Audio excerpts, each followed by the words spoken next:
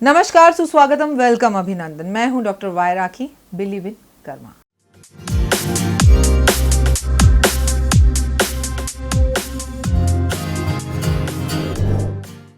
हाँ जी, आ गए आप। स्वागत है आपका। जय माता दी, राधे राधे। इसका मतलब मैं सुरेश जी और देव के साथ बिल्कुल सही हूँ। आप कैसे हैं? आपकी कृपा से, आपके आशीर्वाद से सब बढ़िया। ईश्वर करे आपके पितृ जहाँ भी हों वो खुश हों। आपके घर के बड़े बुजुर्गों को मेरा कोटि कोटि प्रणाम, नर मस्तक, चरण स्पर्श और नमस्कार। खुश रहें, फूले फले, बिंदास रहें, मस्त रहें, मुस्कुराते रहें और बहुत खूबसूरत रहें आप।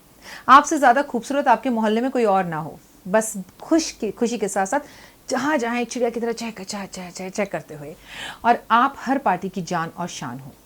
हर रोज़ शीशे के सामने खड़े होकर 2 मिनट सिर्फ इतना बोले, I am the best, I am the good, और मैं दुनिया में वो हर चीज़ पा रहा हूँ जो मुझे चाहिए। मेरे पूरे परिवार को मेरा कोटि कोटि नमन और प्रणाम। और आपको कृष्ण जन्माष्टमी की छठी की हार्दिक शुभकामनाएं। हाँ, जब तक कृष्ण जन्माष्टमी नहीं होगी तो हम बच्चे की छठी कैसे मनाएंगे? आपको पता है ना, आपके और हमारे यहाँ भी छठी का त्यौहार मनाया जाता है। जब पैदा होता है बच्चा तो उसके छठे दिन उसे पीले कपड़े पहनाए जाते हैं और वित माता बनाई जाती है गोबर से, और पूजा की जाती है, और हर किसी के घर छठी मनाई जाती है। नानी के घर से कपड़े आते हैं, पीला पहना जाता है, कढ़ी चावल बनता है। वैसे ही कृष्ण जन्माष्टमी पर भी कृष्ण जी की छठी मनाई जाती है।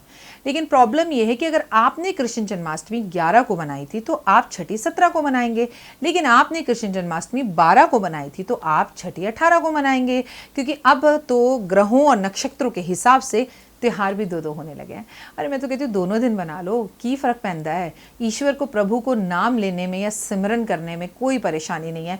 और मेरे को प्रभु का काज करने का मौका 2 बार मिले, 100 बार मिले साल में, प्रॉब्लम क्या है? कढ़ी चावल ही तो बनाने हैं, एक की जगह 2 बार बना लेंगे। प्रभु के कपड़े ही तो पहनाने हैं पीले, एक की जगह 2 बार कर लेंगे, मज़ा आएगा ना। जब लॉकडाउन जैसे टाइम पर हम अपने घर के अंदर कढ़ी चावल बना सकते हैं, जलेबियाँ रसगुल्ले बना सकते हैं, तो क्या साल में 1 बार 2 बार कढ़ी चावल नहीं बना सकते? सोचेगा ज़रूर। मैं आज आपको जो बातें बता रही हूँ छठी से जुड़ी हुई, ये वो सब लोग करें। मैं जो आपको बातें बताने जा रही हूँ छठी से जुड़ी हुई, ये वो सब लोग करें जिन्हें संतान की प्राप्ति की ज़रूरत है। लेकिन रुक जाओ, चैनल बंद करने की ज़रूरत नहीं है। ये वो सब लोग भी करें जिन्हें धन की ज़रूरत है, क्योंकि धन भी हमारे पुत्र की तरह होता है।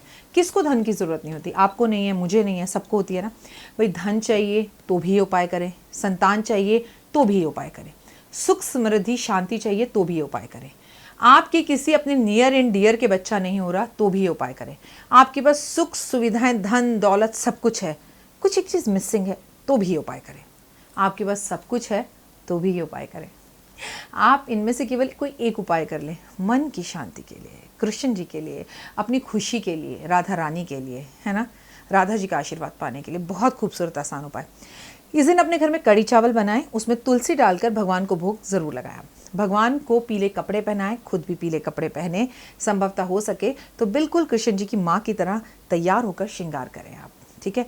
भगवान को काजल, मोर पंख और बांसुरी भेंट स्वरूप ज़रूर दें आप। और ये वो उपाय है जो आपको अपने बच्चों से कराना चाहिए। वर्ष भर की भी नज़र लगी हुई हो ना तो भी उतर जाती है। संतान की प्राप्ति आपको नहीं हुई तो भी ये सारे उपाय ज़रूर करें आप। सफ़ेद मक्खन और मिश्री का भोग आज घर में लगाकर पूरे परिवार को खिलाएं। अगले दिन पराठे बना लेना पंजाबी तरीके से, उस पर सफ़ेद मक्खन डाल के सबको दे देना। लेकिन इस मोहरात्रि में, यानी कि जो कृष्ण जन्माष्टमी की मोहरात्रि है उस पर अगर हम उनको मक्खन मिश्री का भोग लगाते हैं और उसके बाद छठी पर लगाते हैं तो हमें डबल प्रॉफिट होता है, यानी कि प्रॉफिट पर प्रॉफिट, भगवान का आशीर्वाद मिलता है, राधा रानी प्रसन्न हो जाती है।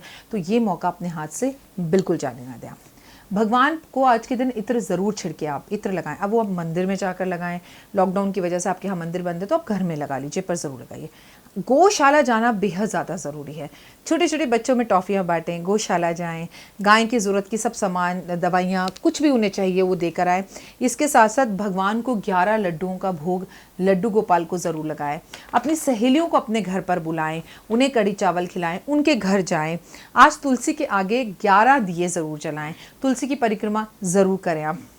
छठी के दिन आपको जो वित्त माता होती है, कहते हैं कि 6 महीने तक ना बच्चा कभी अपने आप मुस्कुराता है ऐसे कर कर, कभी रोने लगता है, कभी डर जाता है, कभी खुश हो जाता है। तो ये वित्त माता होती हैं जो छठी माता कहा जाता है, जिन्हें ये बच्चे को पुरानी बातें याद दिलाती हैं, उसके अच्छे कर्म याद दिलाती हैं।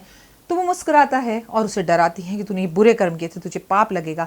तो वो रोने लगता है और माँ की गोद में आके चुप हो जाता है। तो इन वित माता की छठी पर पूजा करना और इनका नाम जपना, छठी देवी के रूप में इनको मानना बेहद ज़्यादा ज़रूरी है।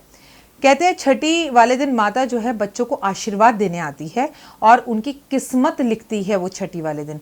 अब जितनी शिद्दत से माँ अपने बच्चे की छठी मनाती है, खुशी खुशी सबको बुलाकर, उतनी ही अच्छी छठी माता जो है उस बच्चे की किस्मत लिखती हैं।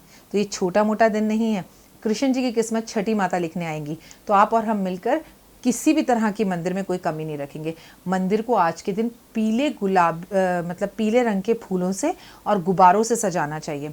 माता गौरा को श्रृंगार अर्पण इस दिन ज़रूर करना चाहिए। कहते हैं यशोदा माँ की पूजा करनी चाहिए, उनकी तस्वीर निकालकर गिफ्ट स्वरूप एक फ्रेम बनाकर आपको कृष्ण जी को अर्पण ज़रूर करनी चाहिए। इससे आपके ऊपर भगवान का आशीर्वाद बना रहता है। बच्चों की आंखों में काजल ज़रूर इस दिन डालना चाहिए और अपनी आंखों में भी काजल ज़रूर डालना चाहिए।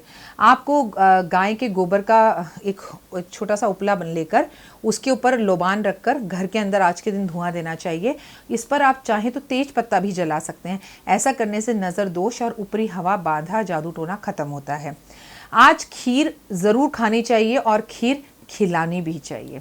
खीर में केसर ज़रूर मिलाएं आप। ऐसा करने से कृष्ण जी का आशीर्वाद आपको मिलता है। आज भगवान को शहद से नहलाना चाहिए। आज आपके घर में क्यों कोई न्यूबॉर्न बेबी बच्चा है, 6 महीने से छोटा है, उसे भी पीले रंग के कपड़े ज़रूर पहनाएं आप और केसर का तिलक ज़रूर लगाएं। छठी के दिन की हार्दिक शुभकामनाएं आपको। कृष्ण ने जन्म ले लिया है, बस अब कोरोना टाटा बाय बाय होने ही वाला है।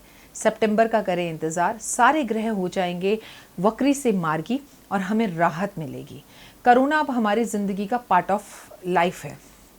इट इज़ जैसे मलेरिया, जैसे फ्लू, जैसे कहते हैं कि निमोनिया, जैसे हम कहते हैं कि डेंगू, ऐसे ही कोरोना। लेकिन इसका इलाज मिल जाएगा। लेकिन ये इस देश से क्या दुनिया से अब कहीं नहीं जाएगा। लेकिन हमें इससे डरने की ज़रूरत नहीं, आएगा दवाई से भाग जाएगा। बस थोड़ा सा करिए इंतज़ार, क्योंकि देवों के महादेव गणपति आने वाले हैं जल्द। और जब गणेश आते हैं तो क्या होता है, गणेश मिटाते हैं कलेश। फिलहाल दीजिए इजाज़त, नमस्कार।